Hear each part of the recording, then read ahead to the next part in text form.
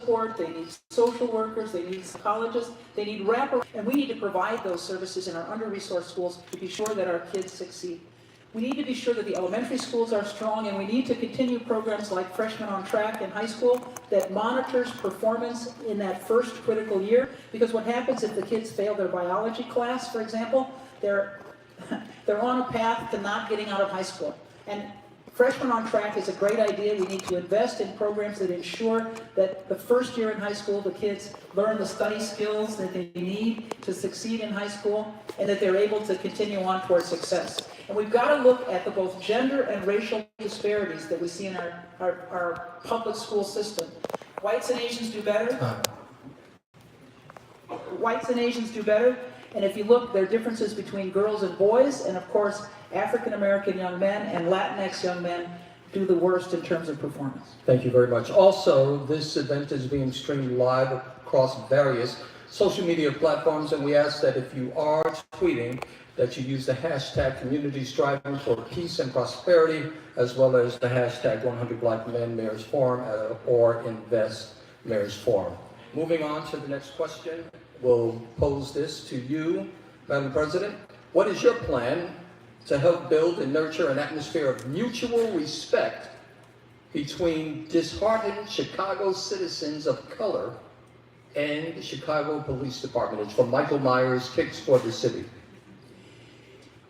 I think it's really important to understand that the only way we can address the public safety challenges that our communities face is if there's greater collaboration between police and community. And what I've seen over time is disinvestment in community policing, which was a critical strategy to bring together police and community residents to help address the public safety challenges that our communities face. We have to focus on better police-community relations. And that involves not just community policing, but being sure that our police officers are better trained, that they get crisis intervention training, that they get use of force training. This is all part of the consent decree, but we can't focus simply on implementing the consent decree. We have to focus on police-community relations more broadly. We also need to hold our police officers accountable. You know, if we're not solving the murders and the shootings, the most violent crimes that our communities face, communities won't have confidence in the police, and that's a real challenge.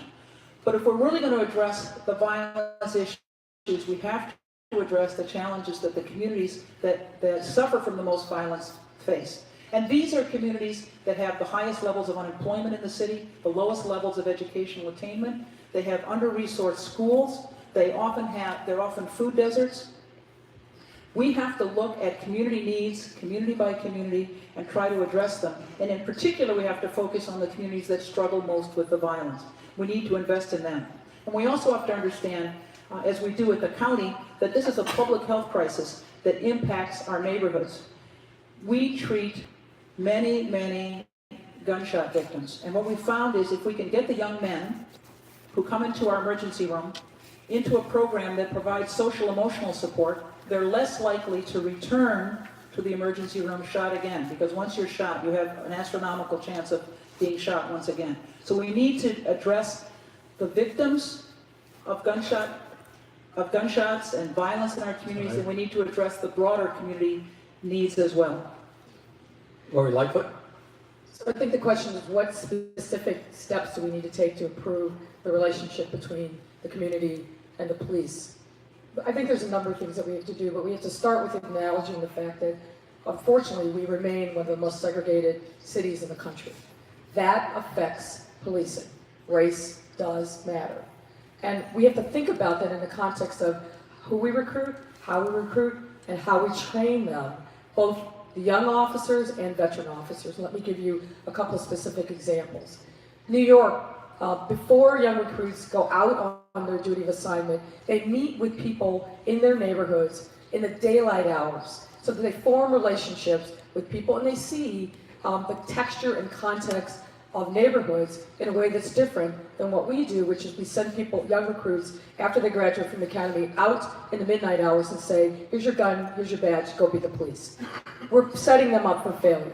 The cultural literacy and the nuance and history of our neighborhoods should be part of the thing that officers learn, not only in the academy, but when they move from one district to another, they should have community ambassadors that are part of that journey.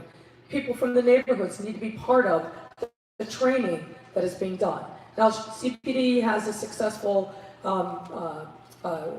cultural program called Procedural Justice that's now embedded and mandatory within the consent decree, but we need to do more. And we need to do more than, frankly, send our officers to the DeSable Museum. We have to deal with the practical problem of race and policing. That means we also have to deal with that issue, particularly at the supervisor and the sergeant's level, where a lot of the culture of the police department lives. Sadly, if you go to the training academy over here on West Jackson, you walk in, whether it's a recruit class or a promotion class, you will see that they are still self-segregating by race. That's a huge problem that they have not addressed adequately enough, and that has consequences for the way that they perform on the street. Also, I'm going to divert the regular routine of just asking the question here and pose my own question, and I'm only going to give you 30 seconds to respond because it's important. It dovetails off of the answers you just gave. Would you keep Superintendent Eddie Johnson as police superintendent? Ms. Lightfoot. What I've said is this. Between now and May 20th, when the new mayor gets sworn in, the police department has many important things to do, 3 of which are continue to keep our community safe, start the implementation of the consent decree, and start the planning for summer violence. It makes no sense to me, as has been recommended, to fire Eddie Johnson, make him a lame duck and his executive team, and add that instability before all those things are done. There'll be a time and a place to have that conversation, but it's after the summer, and we'll evaluate the job that he's done and whether or not we're on the same page and have the same vision. Madam President. I've said that we need a new superintendent in the police department. I haven't said that we'd do it the day I walked in the door. And let me just say, the challenges we face in the police department are around its culture and the embedded racism in our society.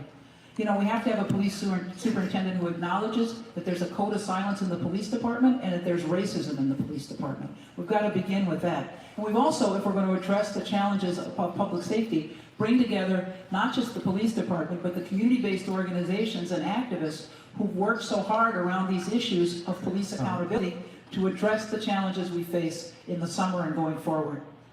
This next question is from the Education Committee for the 100 Black Men of Chicago. It states the issue of closing local public schools while expanding charter schools has been controversial across the last 5 years or more. How would you ensure that the entire public school system is well funded and targeted to where the educational need is the greatest? We'll begin with you, Ms. Brett-Winkle. You know, it's really important that we fund our neighborhood public schools well. We cannot have a strong society unless we fund our schools well. And as I said, we have to change the funding formula. It can't just be per pupil. It has to be based on the needs that the communities face. And I think it's really important that we acknowledge that up front. We've got high-performing schools in some communities, we've got under-resourced schools in others, and we really need to try to meet those challenges. I believe that education is an escalator, and that we need to support our neighborhood public schools. And that's what I did when I was alderman. I worked hard with principals and community activists to strengthen our schools, to bring programs into the schools, and also to provide facilities for the schools, expanding some of our schools, creating new schools. I had King High School, which was a basketball champion for years and years and years, and had some of the lowest test scores in the city. And I said to our public school leadership, I don't care whether the basketball champions, we need a well-functioning school in this community. And they worked with me to do that. So I think we have to make investments in our schools that are based on need. We have to be focused on working with principals, parents, and community leaders to address the challenges that our schools face. Because if we don't do that, we can't have a world-class city. You cannot have a world-class city without strong neighborhoods, and you can't have strong neighborhoods without strong public schools. That's why, as alderman of the 4th Ward, I devoted so much of my time and attention, and my staff's time and attention, to building up our neighborhood schools. And let me just say, we face the challenge in the city of Chicago of vast racial disparity in the quality of public education that's available to our young people. And that's something we both need to acknowledge and address. Thank you very much. Attorney Lightfoot. Well, for the first time in many years, we now actually have a stable funding source because of the changes that were made in Springfield a few years ago. That's important because we don't now have a situation where principals are having to scramble mid-year to figure out what their budget's going to be. That we don't have to worry about the inability to do long-term planning, which affects the credit rating of CPS when we go into the market and borrow. I'm hoping that in the short term, we're going to be able to improve our credit rating, which will obviously reduce the cost of borrowing. That's important. We both talked about the student-based funding formula, which has its challenges, particularly in those neighborhoods where the student population has gone down. Now, that's not just a CPS issue, that's a larger city issue about what do we need to do to make sure that we're bringing people back and expanding our population, and particularly our school-age population. The other thing I'll say is this. Over the last 7 years, there's been a lot of harm done through CPS. The closure of the 50 schools, then the 4 high schools in Inglewood, and then the attempted, and I think long-headed, attempt to close NTA. What we also need to do is think about ways in which we can repair the relationship between parents and teachers and other stakeholders who care about CPS and to whom they are entrusting their most precious jewel, which is their children. We need to create an environment where children are nurtured in a safe and nurturing environment in the classroom. That's got to be the primary focus. The other thing I'll say, and I'm a procurement geek, the CPS procurement system is fundamentally broken. When we are giving contracts to, for example, Aramark and Sodexo Magic to clean our schools, they are utterly failing. The answer can't be give them another almost $300 million contract. So one of the things that we have to do to think about funding is make sure that we are being good fiscal stewards on the procurement side so that the monies there that should be saving can be put back into the classroom. Ms. Preckwinkle asked a question with regard to Superintendent Eddie Johnson. Have to ask it also with Chicago Public Schools CEO Janice Jackson. Would you retain her services? Yes, I've said I would. And let me just say, I have... You have 30 seconds. Go ahead. Sure. I have been a strong proponent of neighborhood public schools in my entire public life. And I want you to know that I was public about Mayor Rahm Emanuel's criticisms of teachers, implying that they were only in it for the money. And I was a public opponent of the closure of the 50 schools. It's a very public withdrawal of resources from neighborhoods when you close schools. And of those 50 schools that were closed, 38 of them are still vacant. And they're a daily reminder to the young people who walk past them every day to their new school and to adults who drive through the community that their community was disinvested in. Janice Jackson? Mm-hmm. Look, I am very mindful of the fact that CPS has had 5 different CEOs in the last 7 years. No organization of any kind could be successful when you have that kind of instability at the top. Our kids are achieving despite that instability, but I'm very, very mindful of the fact. However, I have serious questions that I would need Janice Jackson to answer to my satisfaction. I'm profoundly unhappy with the way that she handled the sex abuse scandal, with not providing safety to our kids until after the Tribune broke the story, which was 5 months after she was on notice. Moving on. The next question is from Hayden Kyle. He's from Finger High School, and he's watching on the live stream right now. Thanks for doing that. It says South and West Side neighborhoods have been destroyed by abandoned buildings, poor maintenance of parks, food and transportation deserts, and the concentration of closed public schools. What will you do to invest in infrastructure and use the power of the mayor's office to address this crushing inequality? We'll begin with you, Lori Lightfoot. Well, it's a great question, and as I've been traveling over the city over these last almost a year, and we're just down in Pullman today, you see the lack of investment and the devastation that causes. And the mayor's office and the mayor has to lead on this issue. But where it has to begin is with a conversation with people in the neighborhoods to understand both the assets and the opportunities are there and how we use that investment to really add jet fuel to the activities that are already going on in these neighborhoods. We talk about this as if nothing is happening, but the fact is that there are neighborhood organizations, community development organizations that are doing yeoman work, often without recognition, often in silos. So I think that the job of the mayor is to make sure that you start the conversation with people in those communities about what their needs are. And then you use the tools like the opportunity funds, like TIF funds, like the neighborhood opportunity grants, which I think should be a true grant and not a matching grant, to really come up with a comprehensive plan for economic development and enrichment of neighborhoods. We have seen way too little, and where it's happened, it's been transactional. I want to make sure that we have a comprehensive plan to uplift the quality of our neighborhoods that's not merely transactional, but transformative. And that's got to start with talking to people in the neighborhoods whose lives are going to be most affected, and then using the resources of the mayor's office and the bully pulpit of the mayor's office to invest in the neighborhoods, invest in small businesses, improve the quality of our schools. But where it begins for me on this issue is we have to have a plan for violence. We are not going to be able to do the hard work that we need to in our neighborhoods when people feel like they're on lockdown and where fear is the constant companion of our children. Ms. Pratt-Winkle? I can repeat the question, the question? The question was, and it's about investment with regard to infrastructure in what is considered to be the forgotten sides of the city's south and west sides. I served as alderman for 19 years, and the work that I did in rebuilding neighborhoods, I think, translates into the kind of work that needs to be done now.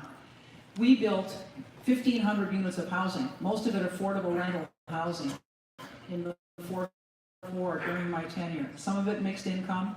We worked with community residents, we worked with small and medium-sized developers, we worked with the Chicago Housing Authority, and as I said, we transformed the communities of North Kenwood, Oakland, Douglas, Grand Boulevard.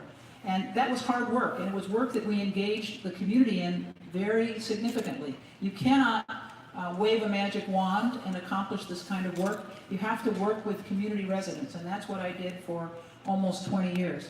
And let me just say, across the city, many of our communities have done the kind of round-up planning that we need to base our redevelopment activities on. Some of it through the Local Initiative Support Corporation, the New Communities Program, but there are community plans out there that await investment in order to implement them. And that's the kind of transformative work that I did as alderman, and I think I have to lead as mayor of the city of Chicago. And we need investment in our neighborhoods, but we also need investment in infrastructure in these neighborhoods, particularly around transportation access. Many of our communities are isolated by lack of transportation access. It makes it hard for them to get to work, hard for them to get to school. So we have to invest in our public transit system if we're really going to provide economic opportunity. And we also have to address the violence issue. When I was alderman and people were thinking about moving into the ward, they asked me two questions.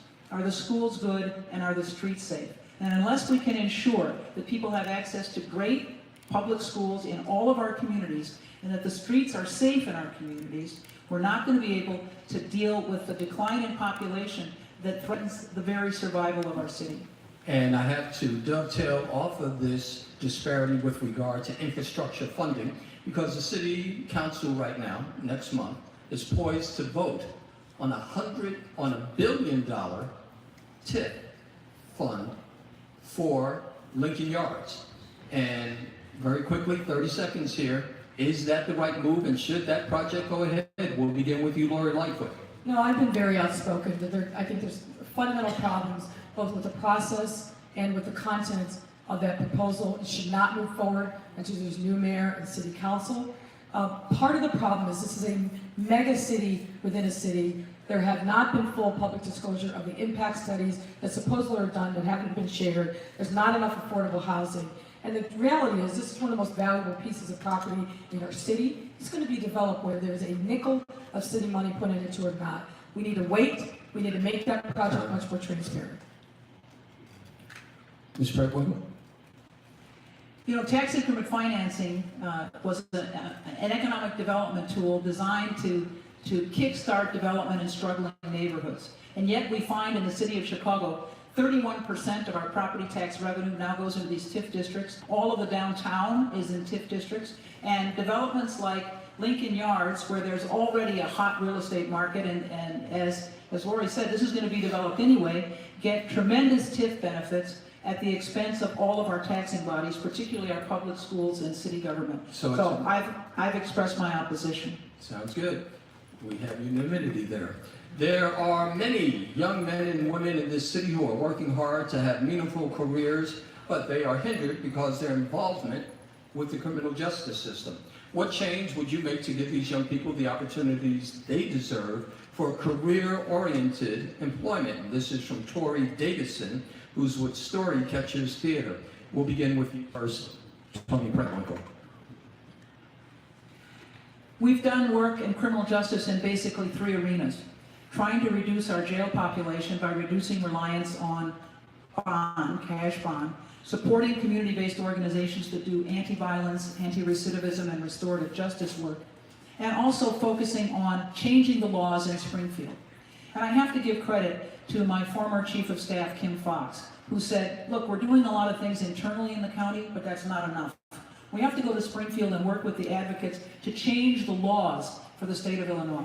And we had great luck working with many of you in this room, frankly, changing the laws in Springfield and impacting not just Cook County, but the entire state.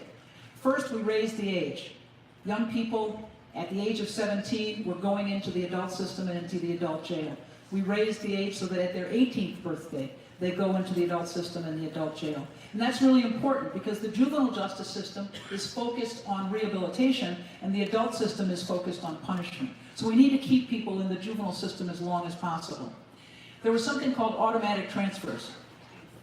Automatically, for the accusation of a certain crime, you went into the adult system. And we dramatically reduced the number of crimes that would send young people into the adult system. Again, because the adult system focuses on punishment and the juvenile system focuses on rehabilitation. And our most significant success, with the support of many of you in this room, was automatic expungements for juvenile records for most of their crimes.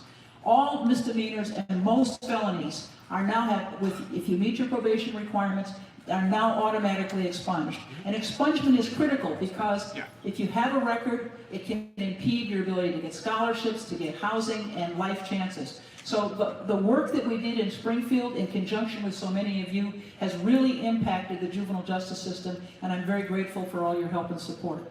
Lori Lightfoot. Well, for me, these issues are very personal. Some of you know that the brother that's closest in age to me and that I was closest to growing up spent most of his life locked up in prison, the last of which was 17 years in federal prison for a drug case. He's now a 62-year-old man and struggles every single day because he has no history of work and a high school degree. I also was fortunate enough through the work of my firm to provide pro bono legal assistance to a young man who was locked up at age 19, spent almost 20 years incarcerated for a murder and an attempt murder that he didn't commit. So I really care deeply about these issues, and the city of Chicago simply isn't leading. If you look at the city's website, there's very little information around the returning citizen population, what the city can do, and we have to change that around.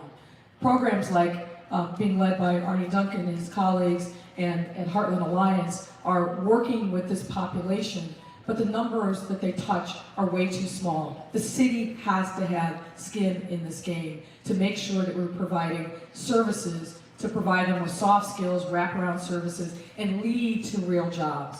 The other thing that we have to think about is how do we stop the pipeline?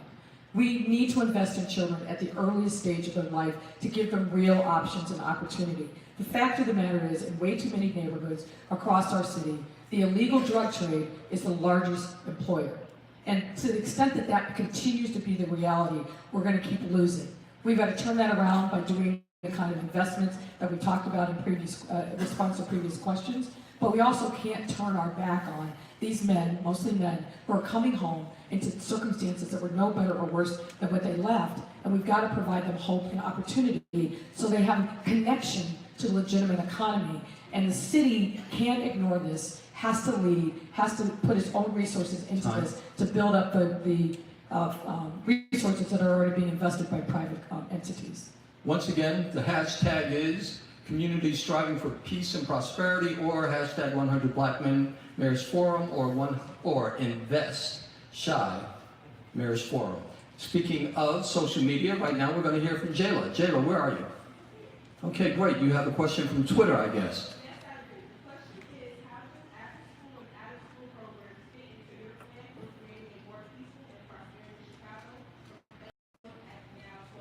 Very good. We'll begin with you, Lori Lightfoot, on that. Well, it's a great question because it means that we have to think about the process of learning as something that, other than the hours that children are in school. I'm happy to say that my wife has been a big proponent of creating a series of after-school programs that have gotten national recognition. She helped create U Media that started at the Harold Washington Library and was the home for launching Chance the Rapper's music career. But we've got in Chicago City of Learning, there's the Digital Youth Network that are doing a lot of great things to really provide support and resources to kids to help them learn, give them skills that will enable them to get to jobs. So if you look at our education policy, we talk a lot about the need to think expansively about providing those kind of resources throughout the city of Chicago, in our neighborhoods that are most economically distressed, so kids have something to latch onto, and provide them opportunity to dream beyond their current circumstances. There again, that's a smart investment in our young people at the earliest stages to give them exposure to STEM, to give them exposure to math and science, but also the arts, and other things that expand the notion of learning to make it fun and not just focus on the testing and the college or bus mentality that unfortunately pervades way too much of our educational system now. Madam President. You know, I'm a teacher by profession. I spent 10 years in the classroom. And you know, all of us in this country ought to be ashamed of how little we invest in our children. We invest more in people in our prisons than we do in our public schools. I'll say that again. We invest more in our prisons than we do in our public schools. Particularly our public schools in communities of color, in our urban areas, in our rural public schools. The kids who get the most invested in them are the kids in privileged communities, which is just the reverse of what we need. We have to make it a priority to invest in our young people and to support public education. And let me just say, you know, I've always said the schools should be open, you know, from 7 or 8 in the morning till 8 or 9 at night.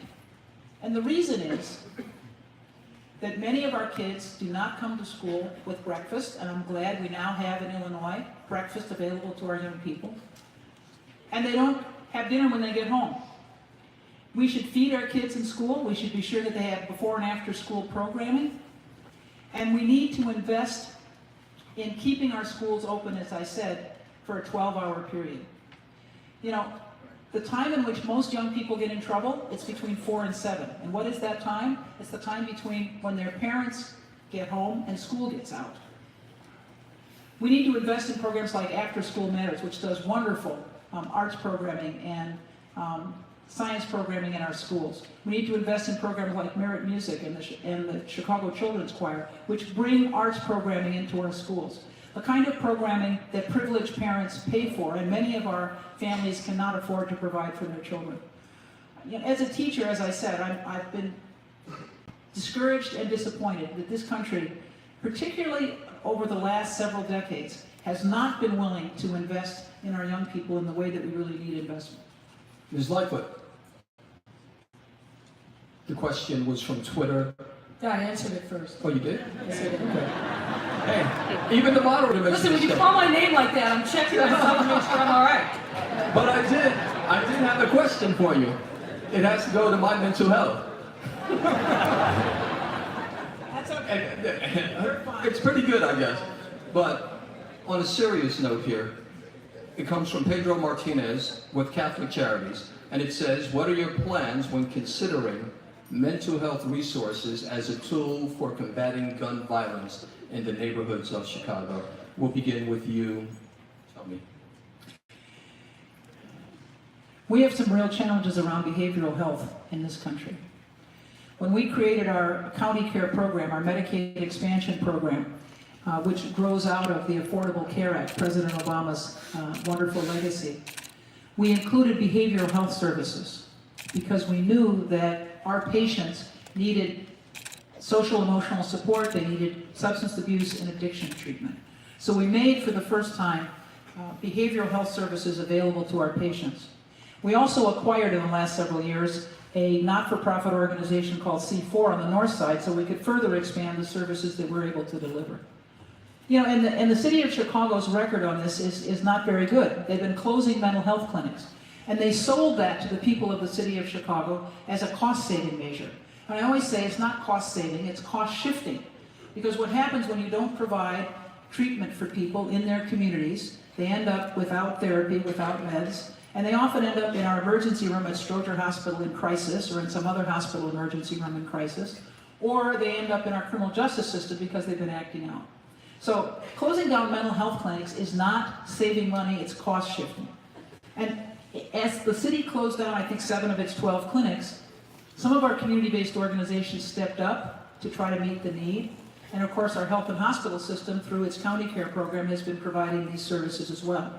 So we need to reopen clinics. We need to look strategically at where that makes sense and where we can support the community-based organizations that have stepped up to fill the void.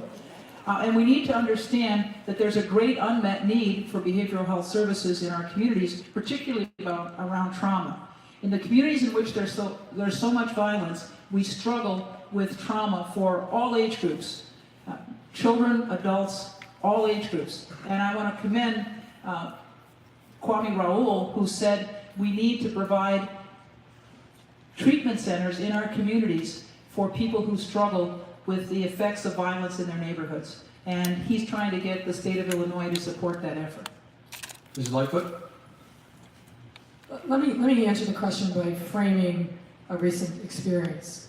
You recall the Parkland incident, and there was a major march in Washington. There was also a protest here, March for Our Lives. And many of our young people took the stage, person after person, to talk about their own personal experiences with violence. Losing a sibling, losing a family member, losing a friend in school. And what that underscored for me is that so many of our young people across the city are experiencing a level of trauma as if they are veterans, had gone multiple tours in Iraq and Afghanistan. And you see young children where the light starts to go out by the time they're 3 or 4 or 5 years old because of the trauma that they're experiencing on a daily basis. Of course, we need to redress the wrong that was done in closing the clinics, but the truth is those clinics were only serving a very narrow band of the population that needed the kind of help and care and mental health and trauma. So what we need to do is think more expansively about that. Absolutely, we need to expand the offerings from the Department of Public Health.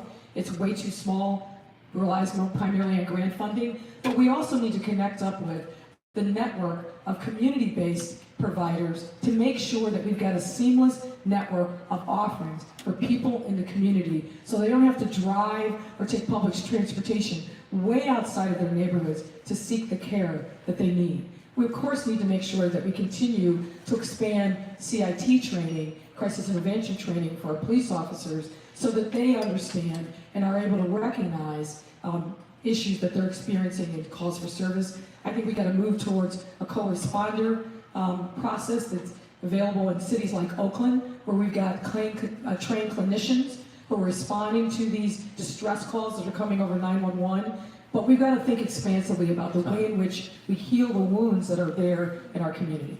This question is actually going to come from me, and recently we saw an egregious abuse of power and celebrity associated with those individuals that were arrested for influence peddling in terms of getting their children, many times who, at least according to the indictments, were not able to get into some of the nation's top schools.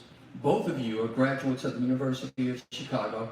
I can tell you, and I'm pretty sure it may in a sense speak for you, but I am a product of affirmative action, being the first one to ever graduate from college in my entire extended family. When we look at what happened recently with that news story, and we look at this dilution of a commitment to affirmative action, what would your administration do to put teeth back into those laws that in many ways were a product of the Johnson War on Poverty program and were in fact instituted by Richard Nixon. We'll begin with you, Tony Preckwinkle. For the last year and a half, we've engaged in a process in county government looking at the issue of equity and trying to figure out how we can use equity as a lens through which to look at all of what we do in Cook County government. Now, clearly, most of our money goes into our health and hospital system and our criminal justice system. And we're very proud of the fact that our health and hospital system for 180 years has taken anyone who comes to our door. So the issue there of whether or not you have insurance, whether or not you're documented, you can come to our health and hospital system and be served. And that's, of course, an equity issue. Are we going to provide health care for all of our people? In the criminal justice system, we clearly have some equity issues. We know that the population of Cook County is about 50% black and brown, and yet 86% of the people in our jail, 86% of the people in our jail are black and brown. We have to use an equity lens as we look at our problems, whether it's health care and criminal justice in the county, or how we use our resources and how we do our budgeting in the city. Because your budget reflects your values. And if we're not putting money, for example, into the criminal justice office in the mayor's office, the violence prevention office, and basically what they've done, although they created the office, they only put a couple $100,000 extra in it. They took grants that they had been line items elsewhere in the budget and then just put them in that office of criminal justice. We need to invest in criminal justice reform through the mayor's office. That's one way in which we can deal with the equity issue. And we have to look at how resources are allocated more broadly. What are the kinds of investments that are being made, for example, by the Department of Transportation and Communities, and how do they reflect an equity lens? We've got to use equity as the lens through which we look at how the city spends its money and the programs and services that it delivers. And Lori Lightfoot. Well, let me talk about this in a couple of different contexts. The underlying premise of your question is about education. We see that manifest in many more ways in the city of Chicago, and particularly in CPS, and we talked at length about it, but let me focus on the selective enrollment process. We see these high schools that are some of the best in the nation now, far exceeding high schools that have traditionally been at the top of the list. But when you look at the population, they are not open in the way that they should be to black and brown students in the city. So that's a fundamental problem. We know that in areas of the city, particularly on the west side, the kinds of offerings of college prep, other training, and just basic programming doesn't exist because of equity issues. So we've got to correct that. But I also want to talk about it in the context of building wealth in our city. The city of Chicago spends about $2 billion every single year procuring goods and services. And we are not doing what we need to do to make sure that government contracting is equitably distributed and that we're providing real opportunity to minority and women-owned and veterans-owned businesses. And that's something that we can correct. I know this worked very well from my time as the first deputy of procurement, where we went in and tried to solve this problem. So we've got to break down the contracts so that small businesses and minority businesses can take them on their own without saying, mother may add to a larger crime. We need to be calling the question of supplier diversity to the people that we do business with, to ask them, what are they doing to hire these same kinds of businesses and build wealth? We need to lower the barriers to access to capital so that our companies can actually get funding that they need to start businesses, to expand business opportunities, and we need to build incubator opportunities in our neighborhoods so that small businesses can thrive. Those are some of the other equity things that I think we need to be focused on. The next question comes from Mary Sonora Sanders, Strives for Peace, and she says, nonprofit organizations on the front lines of community violence contend with fragmented, unstable funding streams. How would you work to reform funding for gun violence prevention and intervention that will provide collaboration and sustainable outcomes at the community-based organization level? We'll begin with you first, Tony. Let me just say, this is work that we have been doing in the county for the last 6 years, trying to support organizations that do anti-violence, anti-recidivism, and restorative justice work. And we've spent about $18 million doing that. And It's important funding, and as we got into it, we realized that we needed to do multi-year funding to provide more stable support for the community-based organizations that were doing this work. And let me just say, we got into this funding because we realized that we were spending hundreds of millions of dollars on our jail and our criminal justice system and our courts, but we weren't spending any money on trying to slow down the pipeline of young people into our criminal justice system. So I'm very proud of the work that we've begun to do there. The city needs to step up considerably, as I said. The Office of Violence Prevention or Criminal Justice Reform in the Mayor's office ought to be funded at the $30 to $35 million level. I'm very grateful that the foundation and corporate community have stepped up through partnering for safe and peaceful communities to support some of this anti-violence and anti-recidivism work that needs to be done in the absence of city support, because this is the first year that the city's had any kind of Office of Violence Prevention and looked at this, attempted to look at this in a holistic way. So I think it's important that government step up. We're very grateful for the support of the foundation and corporate community, but government really has to step up to do this funding if we're going to make a real impact in these communities. And I want to say that I think that the support of the foundation community partnering for safe and peaceful communities has made a real difference. It's one of the contributors to the fact that although we had a high in 2016, in 2017, and 2018, those numbers have come down. And as I said, I'm very grateful for the work that's been done by those organizations, but I think that the government itself, the city, has to step up in the same way that county did to support these community-based organizations and the work that they do. Lightfoot? Well, I think about it from this perspective. Our violence numbers started to go radically up in late 2015 and into 2016. What was happening at that time? With budget impasse in Springfield. Now, I'm not a social scientist, but to me it's common sense that when Springfield failed to fund community-based organizations that were out there supporting individuals, families, young children, it made sense, unfortunately, that when those services got retrenched or just went away entirely, what we saw is this chaos of violence. Now, we need to make sure, of course, that there's never a budget impasse again. And as the mayor of Chicago, I think that's got to be a primary responsibility. But we also need to make sure that we give recognition to the groups that are doing the Lord's work out there to stop the retaliation, to really reach the folks that are causing the violence, help them get out of the life. Groups like Arnie Duncan's, Rick Estrada, Eddie Bocanegra, and other groups, Tenny Gross I think is here as well, that are working with communities, funded in part and almost largely by the philanthropic community. But I agree, the city has to have more skin in the game. We will never fight violence effectively. We will never have long-term solutions if we continue to focus on a law enforcement first and only strategy. That's why I've said continuously, this is a public health crisis. We have to look at the root causes of the violence, and we have to reach people where they are. And one of the effective ways of doing that is making sure that some of the organizations that I've counted out, and others, Diane Ladner is here, does incredible work in her community with Kids Off the Block. We need to make sure that those kind of programs are fully funded and that there's recognition for the hard work that's being done and the sacrifices that are being made by individuals all over the city who are putting themselves on the front line. The city has to be a partner with them. As well as organizations like the 100 Black Men of Chicago, right? Indeed. But the last question here, because I appreciate everybody being on time, and we're going to make sure that we try to end on time. But it has to deal with what would you do to stem this loss of civility that exists in our society today.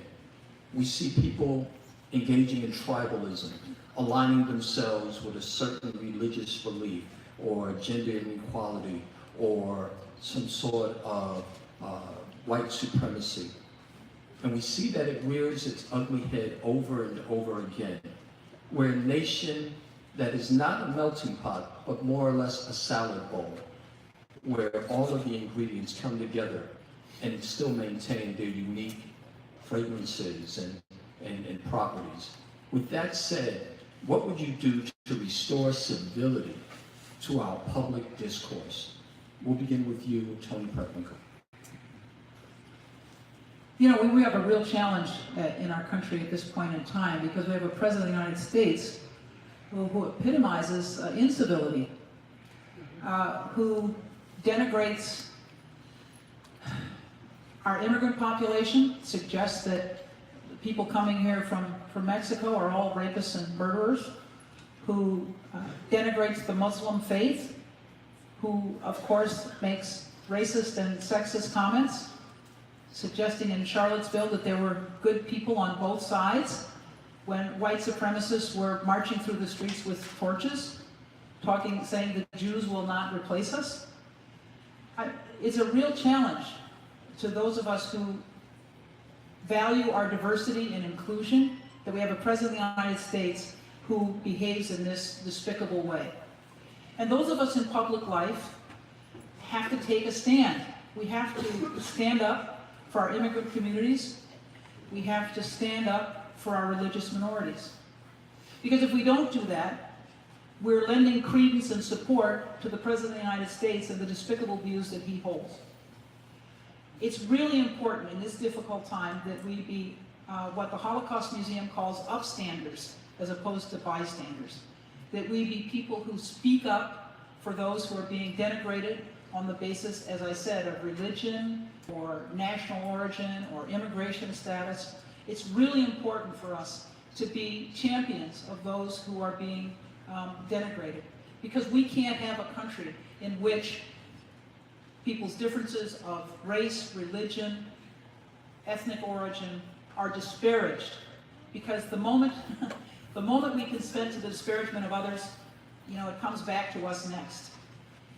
It's really important that those of us in public life stand up for stability and stand up for the people in our society who are presently the subject of so much hatred and vitriol. Ms. Lightfoot. Well, it's an interesting question in the context of this mayor's race, where I have been the subject of dog whistles, homophobic, racist comments. I think that we lead by example, and that we do not empower anyone who favors us to denigrate somebody else who has a different point of view. We have 2 weeks left in this election. What people I know want to hear from us is, what is your message for change? What is your vision for uplifting the quality of neighborhoods? How will you empower us to reach our highest and best potential? And it's certainly my hope in the waning days of this most historic and important election that each of us will focus on answering that question and call. Our children are watching, our city is watching, our nation is watching, and it's incumbent upon us to speak our values, not just in rhetoric, but in deeds, and to make sure that everybody who is associated with these movements for change are on the same page, that it's got to be positive, it's got to be imbued with hope, and for me, it's got to be a message of change and optimism and how we can respond to the needs of these people in the city who are hungry for a different kind of government and a different kind of leadership. That is the opportunity and the challenge that we face in the waning days of this election. I'm going to do my part to uplift the quality of the debate and to make sure that we are focused on the issues that are most important to people's lives every single day.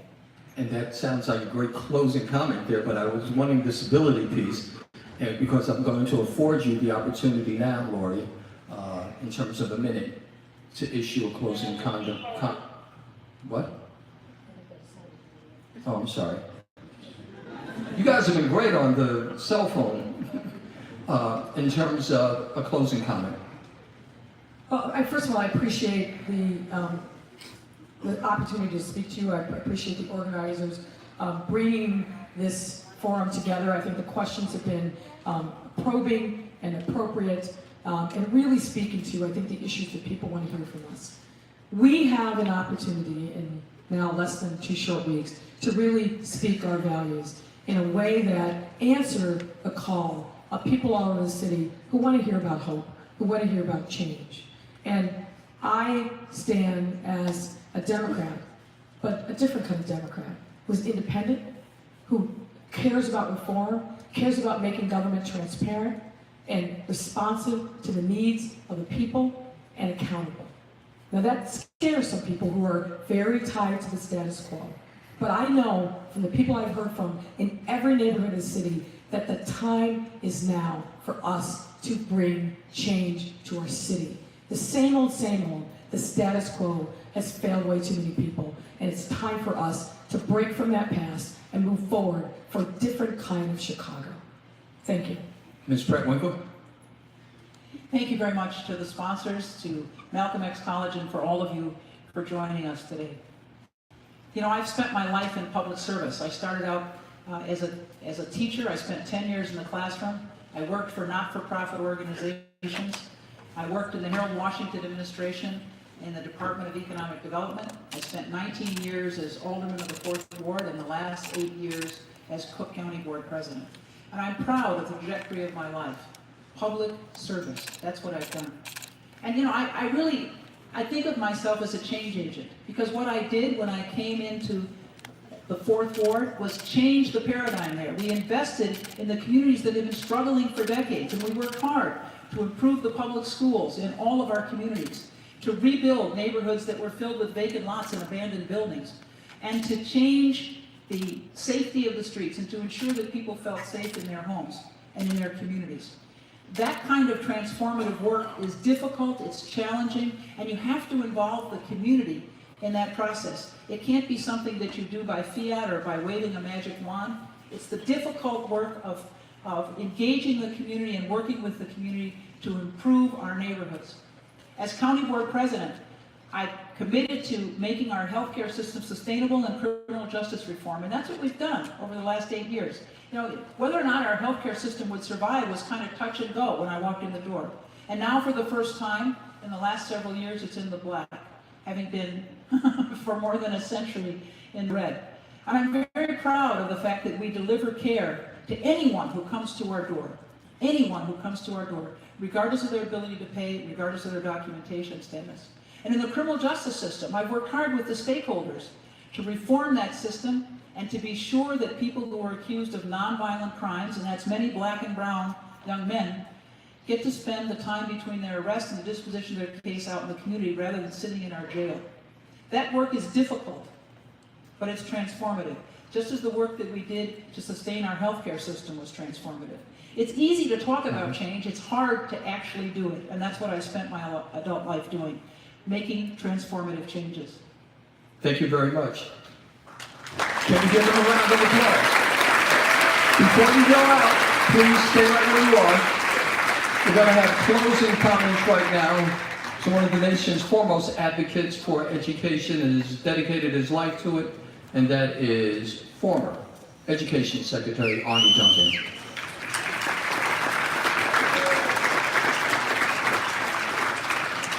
Thank you so much. We have another huge round of applause for our two candidates, Tony Peckett and Mayoral Washington.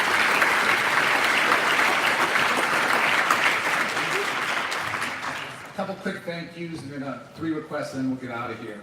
To all of our, everyone here, to all of our viewers at home, everyone at watch parties, this is a thoughtful, serious conversation. Thank you for your time and for your leadership. Please give another round of applause to our moderator, Gail Denari, for the fantastic job. I want to thank our co-sponsor, the 100 Black Mandate, who was a wonderful, wonderful partner of mine. I know the Chicago Public Schools. We look forward to doing a lot more work together. I want to thank our young men who are here, who are helping to reduce violence here in Chicago.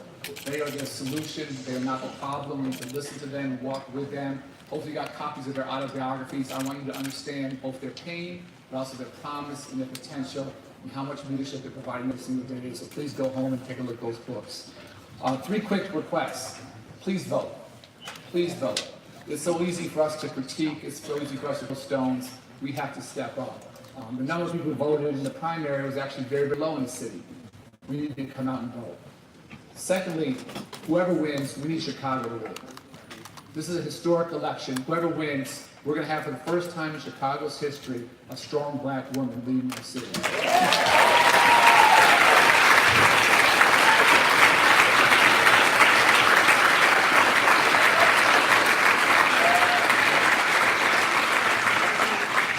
These issues are too serious, the challenges are too great. We can get back to politics 4 years from now. For the next couple of years, let's roll up our sleeves. Let's all find a way to work together to get Chicago to a better place. And then finally, please help us continue to reduce gun violence in the city. Chicago is 7 times more violent than New York.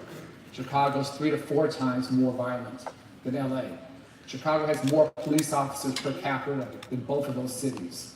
Our young people are living with a level of trauma and fear that is absolutely unacceptable.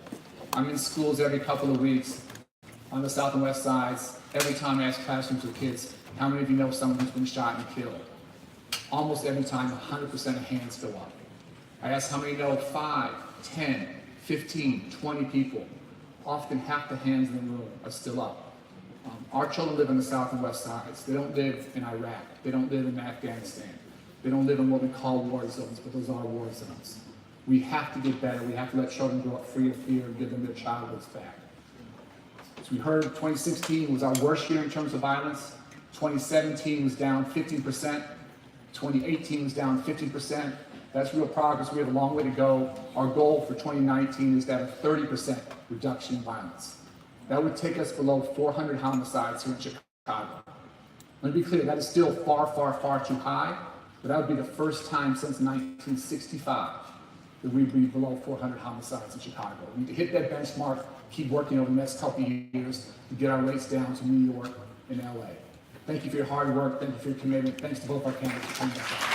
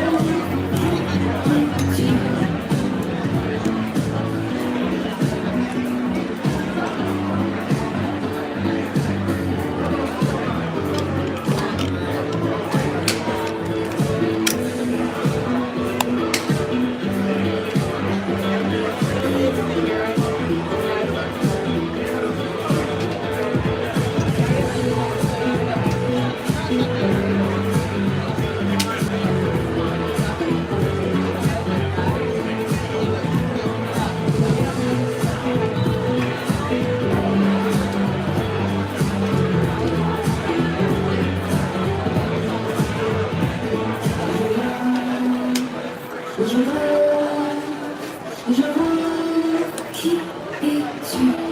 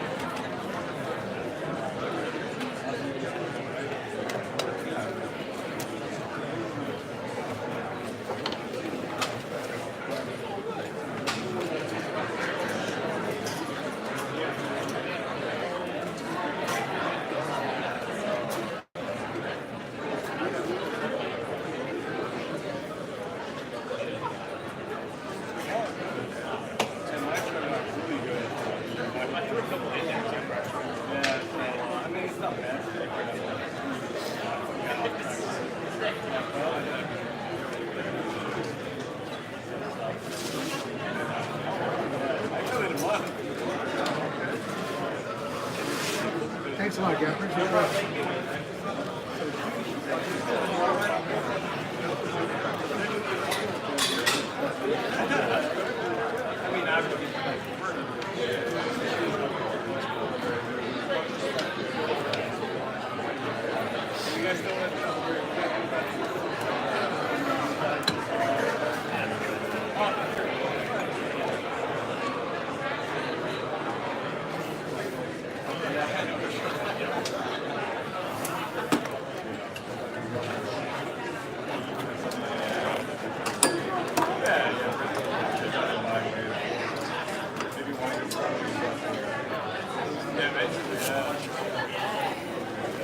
I kind of hopped around that.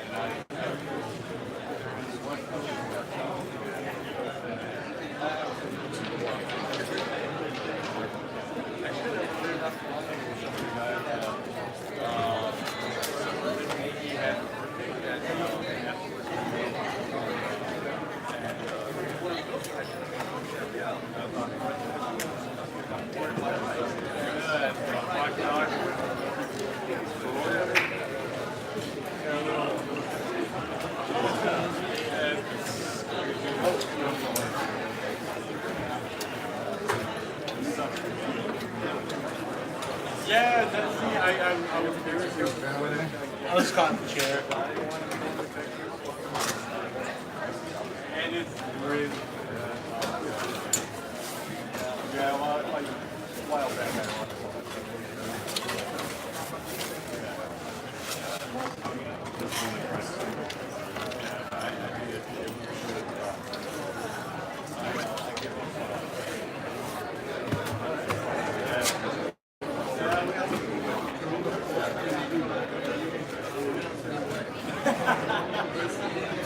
I watched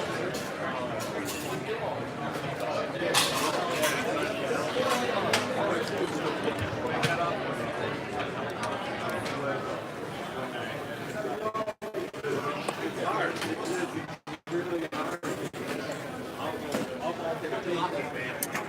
Dan. You know if it's good to unplug these trees? What's up? Should we leave the trees plugged in while we're still before you? Yeah, I was gonna clear out real quick. There's a nearby guy. What was that? Yeah.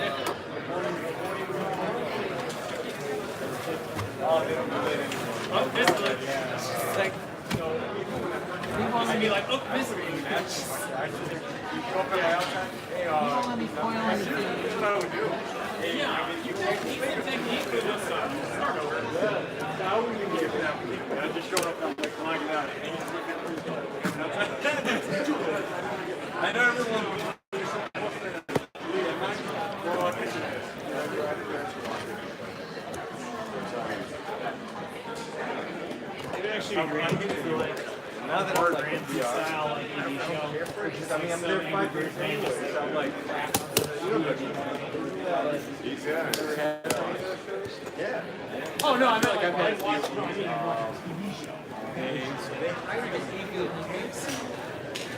Like more like AV, like you call that a safety?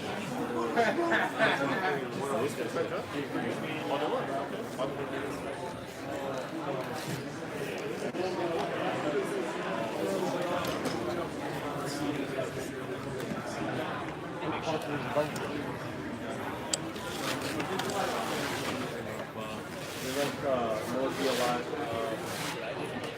I think Steven's kind of in the dark. Work.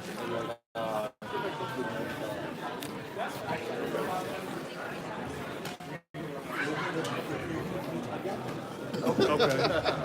Actually, got to I wasn't.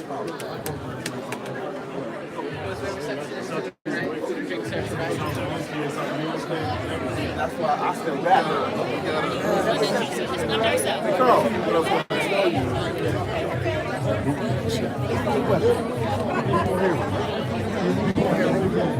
Hey, buddy, how you doing? Good, bro. How about yourself? Good, good, good, man. That's what's up. Still on it. That's good. What's up, Marcus? The hardest Marcus immediately.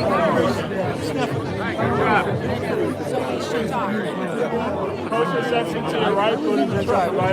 Good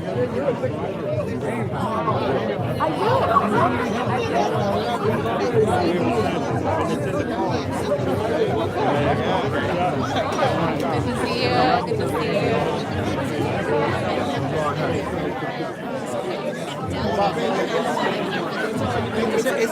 It's a matter of finding that. Long time.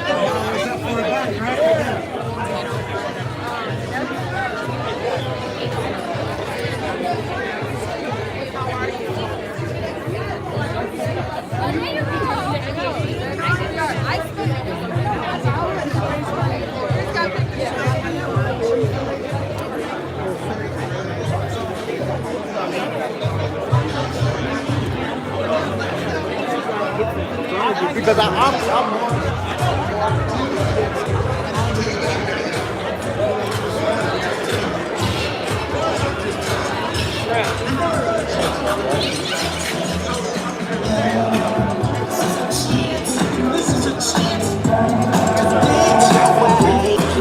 how you doing?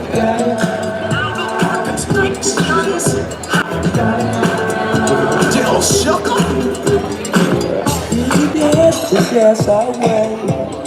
Out of that constriction. Gonna be freaking up and down the hang up alleyway. With the groove I only got for all of you.